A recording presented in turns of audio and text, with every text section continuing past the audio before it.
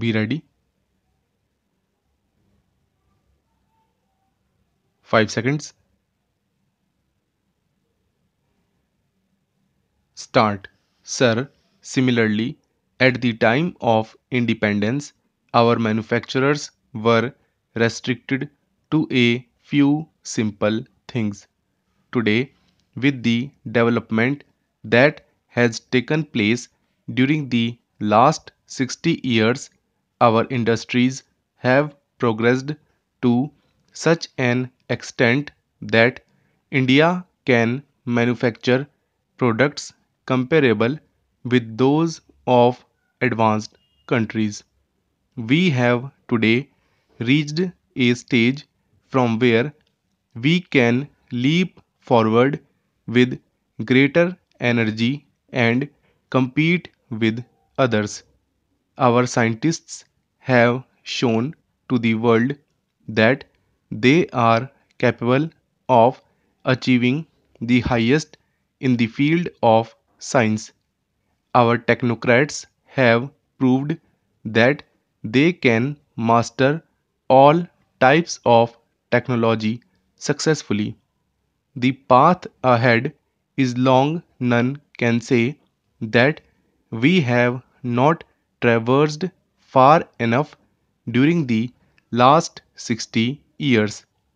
We are building the India of our future on the foundations of development that have been soundly laid during these 60 years. We shall see to it that our industries grow and expand rapidly. We shall see to it that our youth get new and more opportunities of employment. We have to see that our productivity rises, price go down and quality improves. It should be our effort to associate our workers in the public sector units with management.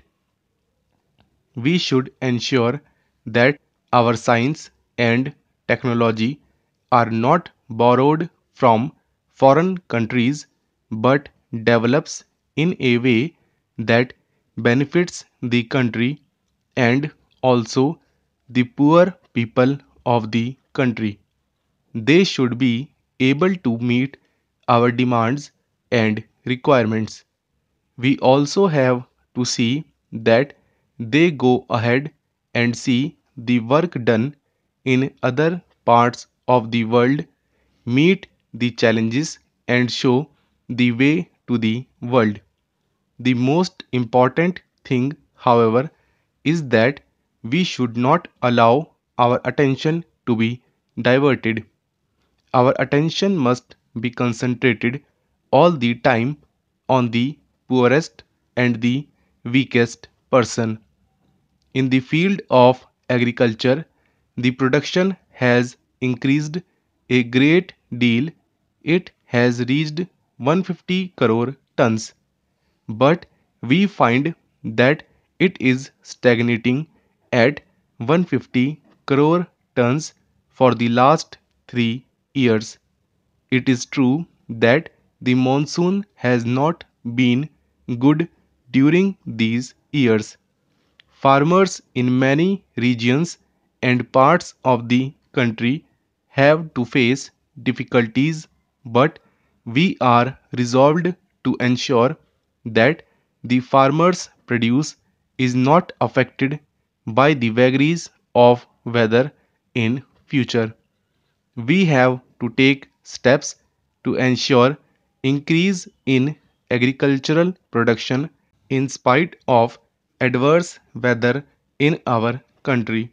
Some 70% of our population reside in rural areas and almost the same percentage of people are poor and they earn their livelihood in the agricultural farms. The number of agricultural laborers is much more than that of farmers. We have to pay special attention towards them. If we want to eradicate poverty, we have to begin with the farmers' fields.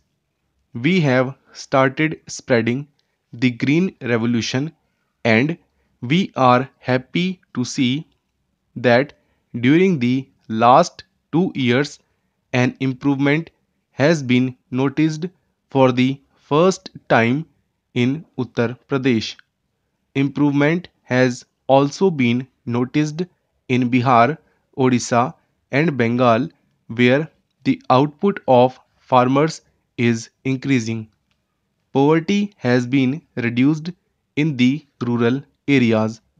At the same time, we have to pay special attention to the production of cotton, oilseeds, and pulses. In this way, we will see that with the spread of greenery, poverty would be gradually reduced and would ultimately vanish. This year, we have provided more resources than even before for programs meant for eradication of poverty. At the same time, we have strengthened the administration as part of the poverty eradication program. I have myself traveled far and wide, and after seeing the work with my own eyes and discussing the matter with the officers, strengthened these programs and intensified them. Most important of all, we have treated education as a part of the poverty eradication program because as long as the children of the poor people do not get good education, poverty cannot be eradicated. Today, however, we find another problem before us, a very serious problem, that is of unemployment of the youth. We find signs of pessimism in our youth. Millions of our young people do not succeed in getting employment, and millions remain dissatisfied even after getting employment because they do not get what they want. We have to concentrate on the employment scene. There are some weaknesses and deficiencies in our setup. There is employment, there are jobs, but the education skills that are required to fill up the vacancies are not there. Millions of boys and girls are matriculates, millions of them are degree holders, but all cannot get white collar jobs. We have taken care of these things. In our new education policy, it has been our endeavor to make up for the deficiency in our setup. Through this policy, we will ensure that the boys and girls coming out of schools and colleges get such education which provides them employment. At the same time, we will have to see that the rural employment programs are implemented to give maximum benefit to the people.